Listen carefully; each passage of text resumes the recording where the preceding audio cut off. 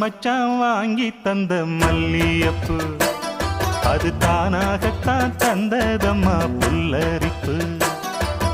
ஆசை மனச தூண்டி அது மாம நினப்ப கூறு